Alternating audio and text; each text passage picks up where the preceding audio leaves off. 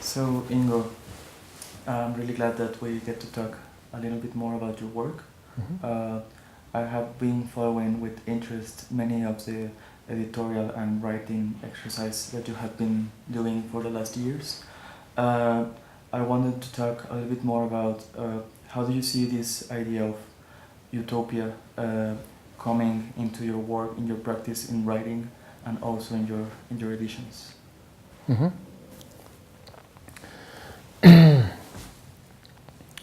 When I started with, which is my biggest body of work, is the solution series, and lots of things evolved out of this book series. It was I wanted to speculate about the near future to be different. I wasn't thinking so much about utopia, actually. It wasn't coming up with the one big scenario of everything would be great. So, my background is fiction writing, so in the beginning I thought, oh, it would be great to write a science fiction. But then I realized that, and as well, I read a lot of science fiction, and I find the problem is always to think of everything. You cannot think of everything. So you're good at something, at predicting or speculating or fantasizing about something, but then with the other things you're not that good. You cannot do it with everything. So I thought rather start in the very present and think what could be changed right away, right now. It's not something like utopia that is somewhere far away and very, very concrete. And it was only, maybe that's enough. Yeah. I was thinking also that as you see, as you tell me that the science fiction has played a major role in the way you do this work. It's quite interesting to see that it's not just science fiction, but something more like social sciences fiction, because it has a lot of backgrounds from different disciplines like economics or, for example, I don't know, anthropology or many different things. No? So how have you been considering all these disciplines besides towards the future, towards making work about the future? I'm curious about everything, like every aspect of society. And in that sense, it has actually a lot to do with the book Utopia, the novel Utopia, which is a really interesting book. And I just in the very last book in the series, it's called Communist Anonymous. I went back to Utopia and looked at it. And the very interesting thing is, first, it's scenario of a society as well that doesn't need a lot of. It's not about technological progress. It's really about reorganizing society. So politics, what politics are doing, and the other thing is. We don't really know if Thomas More was really liked his utopia or not. Maybe it was just a satire, and it's a communist society. He kind of invented a communism in this book, but maybe he just wanted to make fun of it. That's for me really interesting, and this ambiguity is in a lot of the solutions in my series as well. It's not I give solutions, but I don't say that I find this necessarily good. There's apparent problems our society is obsessed with, like unemployment and so on. And then I say, no, I can offer solutions, but then, they might have terrible side effects. And this is, so I envision them, and maybe afterward you say, oh no, maybe the problem is not that big, yeah? If this is the solution, I rather stay with the problem. Yeah, I read in an interview that you said that sometimes writers tend to be shy towards giving a solution or making something, trying to decide in the real world what to do with a thing.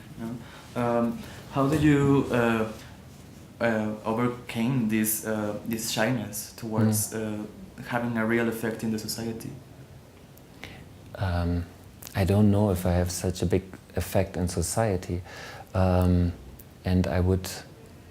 I do this really innocently in this idea, okay, I try to change the world, but no one will listen anyhow, or no one who will could make it actual difference.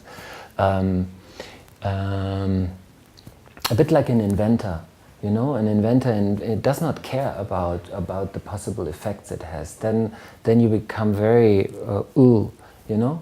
Imagine you're a physicist and you know, think of the nuclear bomb, or but what quantum physicists, what will be the effects? We don't know. You know, it's when you think from this idea of responsibility, there is this. I think it's a play by a Swiss writer called. It's called The Physicists, and it's actually physicists who made such monumental discoveries that they realized, okay, we have to get into a mental asylum. So no one will take it as serious anymore, and there's no chance that this gets distributed and revealed, our discoveries. So in that sense, but you know, writing fiction or writing a speculative book series in art publishing house is kind of like being in a mental asylum, you know? No one takes you that serious. So you can be very playful. Okay. I also thought about, well, two examples or in your writing and editing practice that have become something more real or tangible. For example, the project about the pyramid and also Complete Love. So would you like to talk about that? Yeah, so I'm playing a bit with fire in the sense of I like sometimes take some of the solutions and take them a bit further than just writing about them. I mean, the books, they're just a couple of pages, and one book has, I don't know, 10 to more than 100 solutions. Yeah, and I did this, the two examples you gave, this is where I did it with most rigor. And yeah, the very different project. The first one was building a pyramid that would be a collective tomb for potentially every human being on Earth. And we got a bit of money, me with a couple of friends, and we founded an association and said, okay, we try to find out if this is possible, make feasibility studies, like really going into engineering. How could such a pyramid be built? What would the infrastructure around be like? We organized an architectural competition for the whole master plan, not just for the pyramid, but for the whole area, how to develop it. And we really gained some momentum by having a jury with big names. Rem Koolhaas was leading it, Mucha Prada was in the jury, so we got a lot of press coverage and so on. But then, and we actually tried to implement it in one city in Germany, an hour away from Berlin. And yeah, we had some momentum there. There was a moment where different parties in the city were in favor of the pyramid to happen. But they were, it was different because they were not in a coalition, so they would usually be fighting against each other, so it was difficult for them to come together. And then somehow it got lost. And the point is, none of us were politicians, you know. There was an economist, there was an engineer in our association, but no politician, you know, how to deal with this, or lobbyist. You know, you need lobbying, permanent lobbying, and then we paused it till now. And the other project that came out of a novel, Complete Love, it's called The Army of Love. And there's a different approach. I mean, army sounds elsewhere really like gigantic, and could be gigantic. And it's about the redistribution of love. So, but there we again, me and a couple of friends, performers, artists, different kind of people, we wonder if love can be redistributed. So I think our society usually is only concerned when it comes to inequality about material aspects. maybe education, but no one is thinking about feelings, emotions, love. I mean, imagine a society that's completely just. Still, some people would be more attractive than others, would get more love, maybe even more love than they wanted, and others not enough. Yeah, and here we start really small. Like, we produced a sort of promotion video for it, and we did a series of workshops, recruitments, discussions, and where we both think, we have discussions how this Army of Love could actually be implemented and what could be the problems about it. And then as well practical exercises, how to enhance love, how make you feel maybe in love even, or feel deep love to someone who before you didn't care about at all. Mm-hmm. Well, the project I wanted to talk a little bit with you was fiction. Mm-hmm. I read with a lot of interest the last statement that fiction that was wrote on the page, and it said that the whole project had a study that had to deal with readability and the effects that it had on the reader. So could you talk a little bit more about the closure and the beginning and the closure of this project? It's a digital publishing project for literature, fiction, and we try to offer for books. Usually I know for most writers I know, for them the fact that they're ebooks is rather a threat than something they look forward.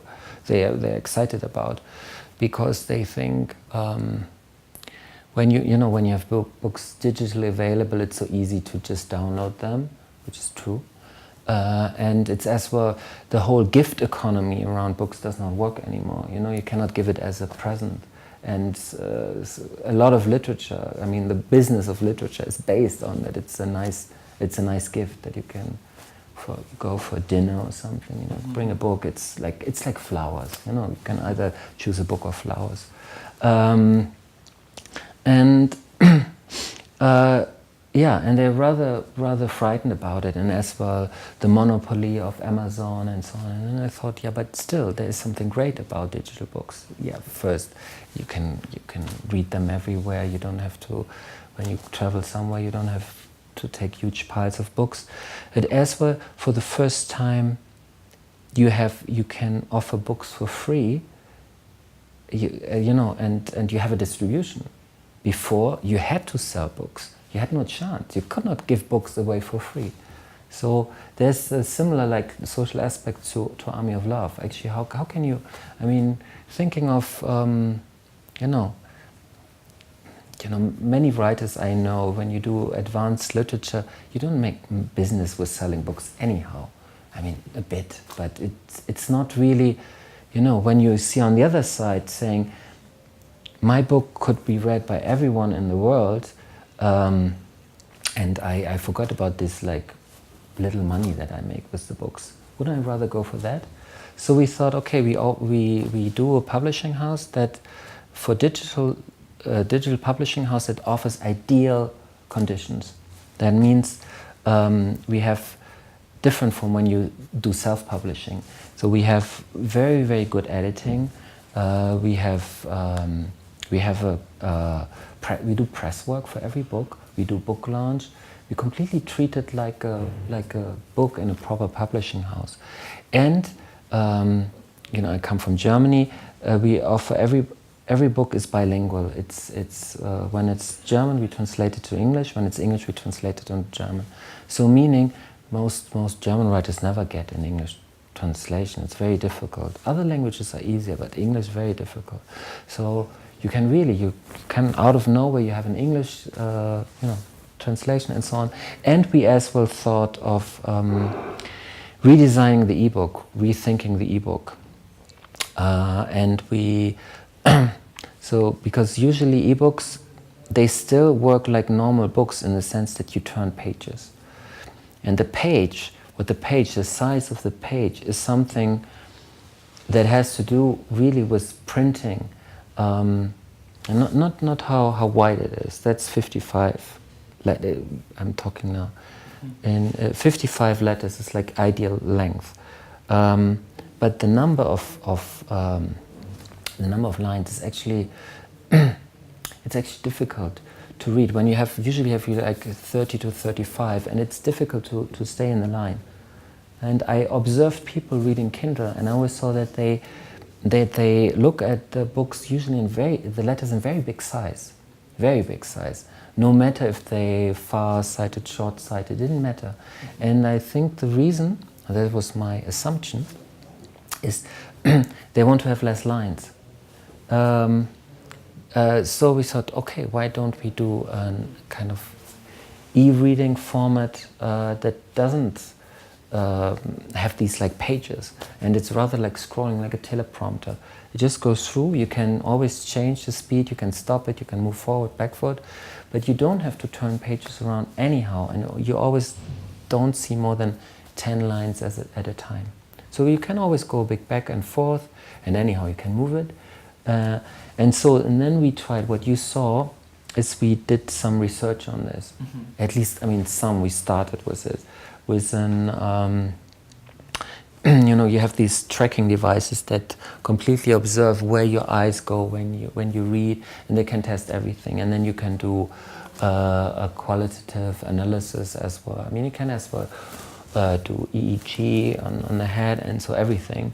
And this is still the very beginning. So we did a first test on it, and it came out that the problem is, I mean, the people were not used to it, and at least they didn't really have problems with it. It wasn't worse than reading the other book, and that I think was already good. It's actually a good start. But again, as with the other project, I mean, doing the next step, developing this device further and offering it not just for our books, but as something where everyone can read every book online is quite something. Especially, it has a lot of legal implications, and you need really, really good lawyers. Otherwise, you can be sued for this. Because I didn't know this. When you, for instance, offer an app, and that allows people to upload books on your app that has this reading device, it can count already like an illegal copy, and you, as the app provider, can be sued for this.